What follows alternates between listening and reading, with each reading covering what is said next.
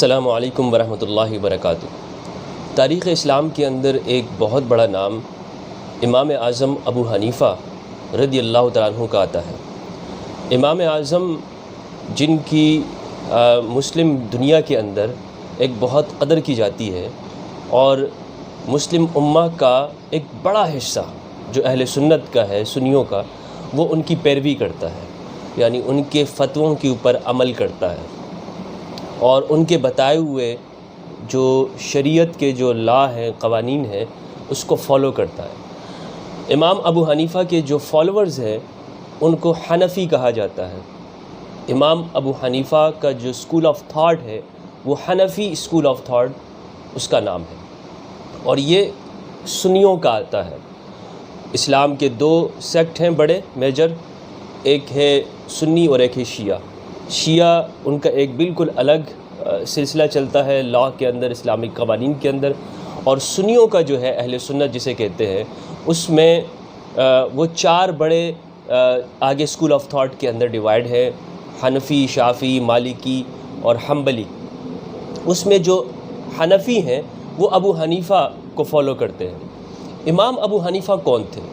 چونکہ ہم Islamic history سمجھ رہے ہیں تو اس میں ضروری ہے کہ ہم مسلمانوں کی ان چیزوں کو ضرور سمجھیں کہ اس میں کون سا اسکول آف تھاٹ، کون سا مکتب کس کو فالو کرتا ہے، ان کے کیا نظریات ہیں، کن چیزوں کے اوپر وہ بیس کرتے ہیں اور ان کی شخصیات کون تھی۔ امام ابو حنیفہ کو سمجھنا اس لیے بھی ضروری ہے کہ امام ابو حنیفہ ان تینوں میں سے جو حنفی، جو شافعی، مالکی اور حنبلی ہیں، یہ عربی تھے، اور ابو حنیفہ جو ہے یہ عجمی تھے، یعنی عربی نہیں تھے، ٹھیک ہے۔ تو امام ابو حنیفہ کا جو اصل نام ہے وہ ہے نعمان۔ آپ کے والد کا نام ثابت، دادا کا نام زوطا تھا۔ ابو حنیفہ فارسی ہے، اور آپ کے دادا کا جو تعلق تھا وہ کابل سے تھا، جو آج کا افغانستان ہے۔ چونکہ آج کا افغانستان پچھلے قدیم دور کے اندر پرشین ایمپائر کا ایک حصہ تھا، تو اس لیے اس پورے ریجن کو جو ہے وہ فارسی کہتے ہیں، یہاں کے رہنے والوں کو۔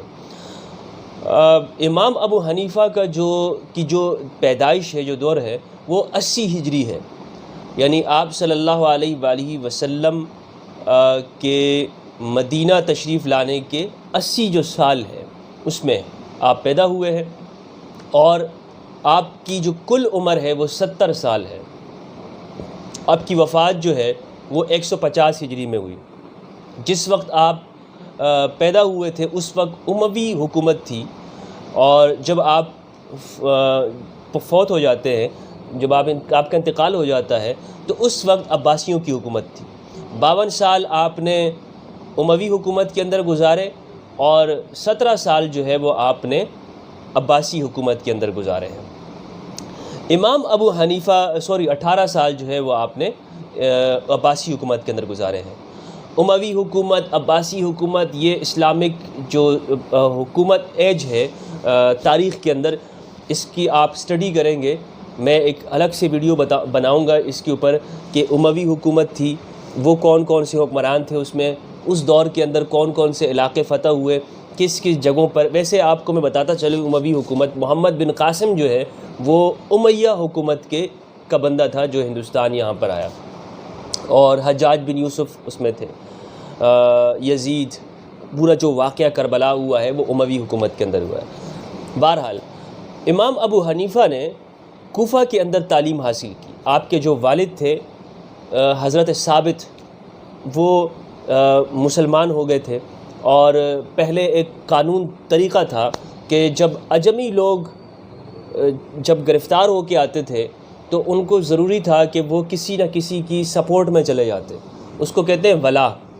تو اسی لیے ان کو جب آزاد بھی کر دیا جاتا تھا تو وہ اپنے آپ کو کسی قبیلے کی طرف منسوب کرتے تھے۔ ابو حنیفہ کا جو خاندان تھا، چونکہ عجمی تھے آپ، اور ایک جنگ کے اندر آپ کے دادا جو ہے وہ قید ہو گئے تھے، اور بنو تیم کے لوگوں نے آپ کو آزاد کیا تھا اس کے بعد، اسی لیے آپ کی جو ولا کی نسبت ہے وہ تیمی کہلاتے ہیں۔ امام ابو حنیفہ کے والد کو جو حضرت ثابت تھے، سیدنا امام علی رضی اللہ تعالیٰ عنہ نے دعائے برکت بھی دی تھی، اور آپ سے ملاقات بھی ہوئی تھی۔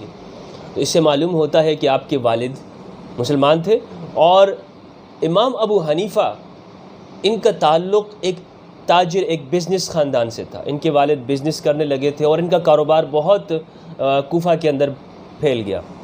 امام ابو حنیفہ نے 25 سال کے اندر اپنی اسٹڈی شروع کی، زندگی شروع کی، تعلیم حاصل کی. امام ابو حنیفہ نے پہلے علم کلام، فلسفی کی آپ نے تعلیم حاصل کی. اس کے بعد پھر آپ نے باقاعدہ حماد بن ابی سلیمان کے درس کے اندر شامل ہو گئے اور وہاں پہ فقہ کی تعلیم حاصل کی. فقہ کہتے ہیں اسلامک لاز کی. اور حماد بن ابی سلیمان وہ ابراہیم نخعی کے شاگرد تھے، وہ اسی طرح عبداللہ ابن مسعود کے شاگرد اور حضرت علی کے. تو امام ابو حنیفہ کا یہ سلسلہ ہے. امام ابو حنیفہ کے اس دور میں بہت سارے فرقے پہلے سے بھی موجود تھے. شیعہ فرقہ موجود تھا، اسی طرح شیعوں کے مختلف طبقات بھی اس وقت موجود تھے. خوارج موجود تھے، زیدیہ، امام زید علیہ السلام کا جو فکر ہے وہ اس وقت موجود تھی. تو امام ابو حنیفہ نے اور اس وقت دیکھتے تھے کہ سیاسی چپکلش بھی جو ہے وہ بہت موجود ہے. ملک کے اندر اموی حکمرانوں کے خلاف ایک پوری جدوجہد چل رہی تھی. جو اموی حکمران تھے، آپ کو معلوم ہونا چاہیے کہ حضرت امام حسین رضی اللہ تعالیٰ عنہ کو علیہ السلام کو اس دور کے اندر شہید کیا گیا. کربلا کے اندر مظلومانہ شہادت ہوئی ہے. تاریخ اسلام کو اگر آپ پڑھیں گے، اس واقعے کو اگر آپ یوں کراس کر کے چلے جاتے ہیں اور اس کو چھیڑتے نہیں ہیں اور آپ کہتے ہیں یار رہنے دو، اس کے اوپر کیا کمنٹ کروں گا، نہیں، تو پھر آپ کو کچھ بھی سمجھ میں نہیں آئے گا. کیونکہ اسی واقعے سے ہی سب سچائی اور حق اور باطل، اچھائی اور برائی یہیں سے معلوم ہو جاتی ہے کہ کون کہاں پہ کھڑا ہے، کون سی شخصیت کس جگہ پہ کھڑی ہے، کون سا شخص حکومت سے کیا لیتا رہا ہے، کس شخص نے فتویٰ بیچا ہے، کس شخص نے فتووں کا کاروبار کیا ہے، انسانوں کو غلام بنایا ہے، انسانیت کے ساتھ ظلم کیا، ناانصافی کی. وہ سب آپ کو اسی دور کی اسٹڈی سے معلوم ہوگا اگر آپ امام حسین کی اس دور کی اسٹڈی کریں گے. تو امام ابو حنیفہ اب جو دیکھ رہے تھے کہ امام حسین کا واقعہ، اور اس کے بعد امام حسین کی جو اولاد تھی وہ خاموش نہیں بیٹھی تھی. امام زید کا جو خروج ہے اس کے اندر امام زید کی تحریک چلی اور باقی آگے امام خاندان اہل بیت نے تحریک چلائی ہے.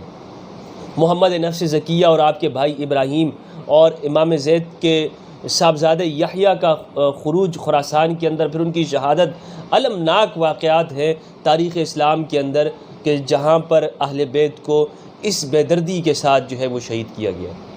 اہل بیت نے امام ابو حنیفہ کے دور میں اپنے موجود حکمرانوں سے چھٹکارا حاصل کرنے کے لیے، جو کہ ظالم حکمران تھے، فاسق تھے، کہ جو اسلام کے نام پر صرف اور صرف مذہب کا کاروبار کرتے تھے، اہل بیت نے کیا کیا؟ خروج کیا.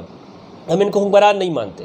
امام ابو حنیفہ نے اس وقت آزمائش کی بات تھی کہ ابو حنیفہ کس کے ساتھ کھڑے ہیں.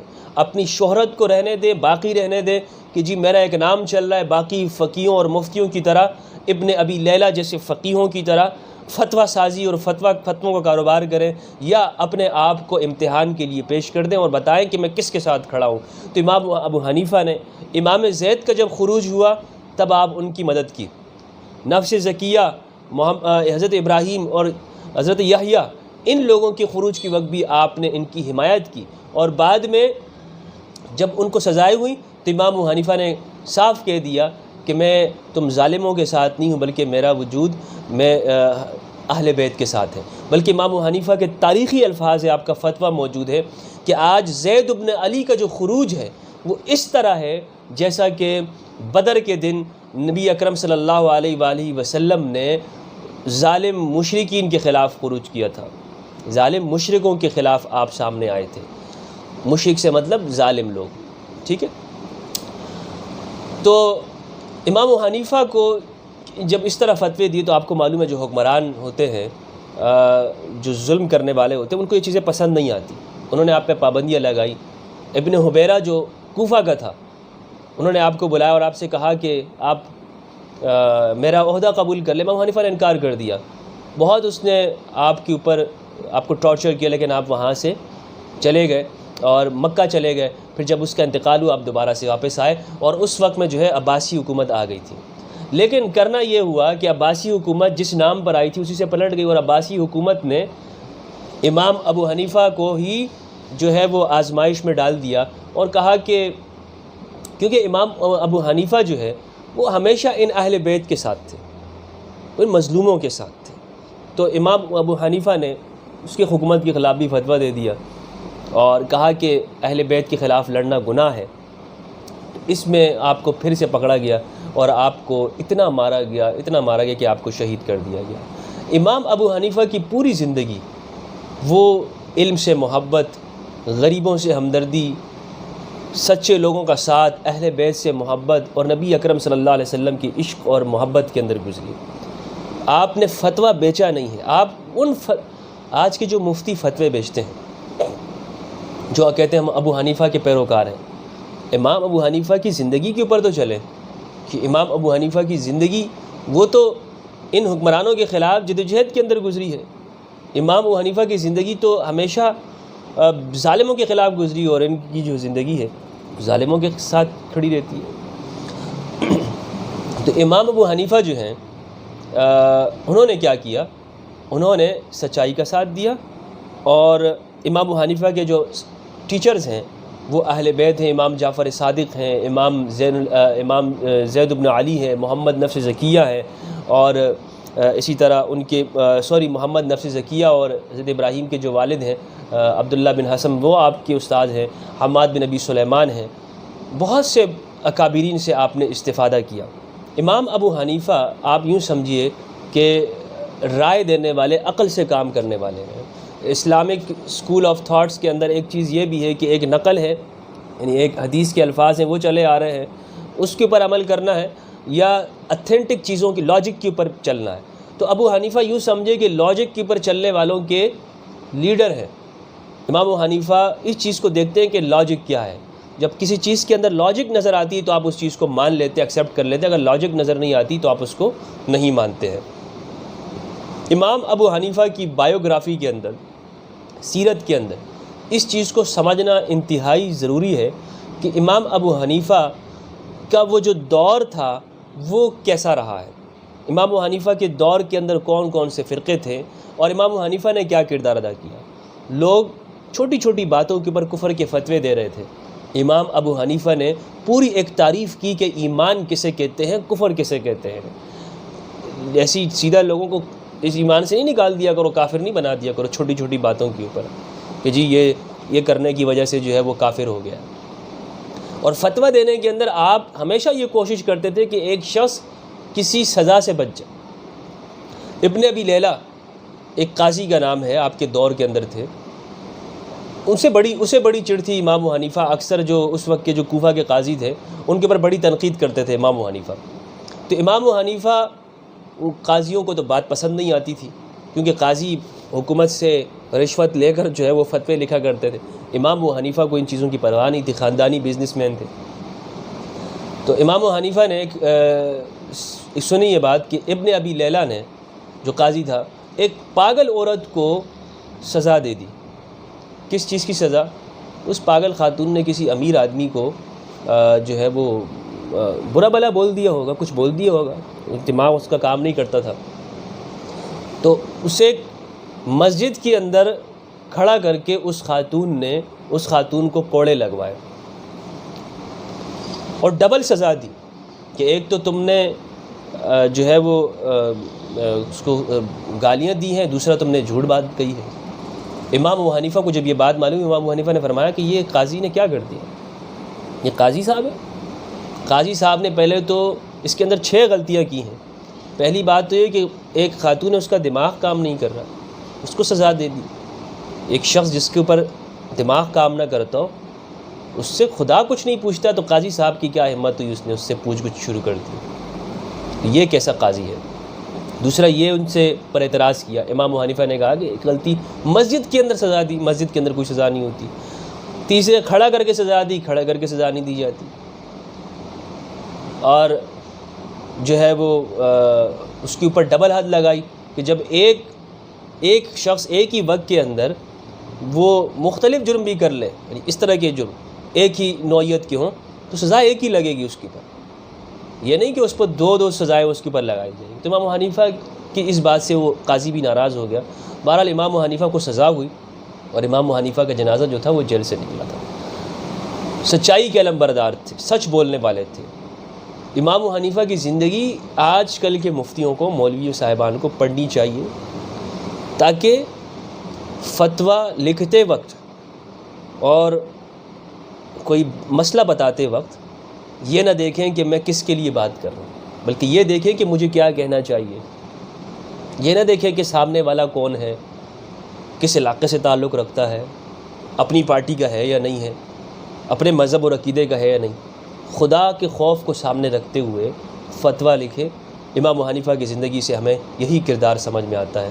دعا ہے اللہ تبارک و تعالی ہمیں امام اعظم ابو حنیفہ نعمان بن ثابت رضی اللہ تعالیٰ عنہ کی زندگی کو سمجھنے, اس پر عمل کرنے کی توفیق عطا فرمائے. والسلام علیکم ورحمۃ اللہ وبرکاتہ.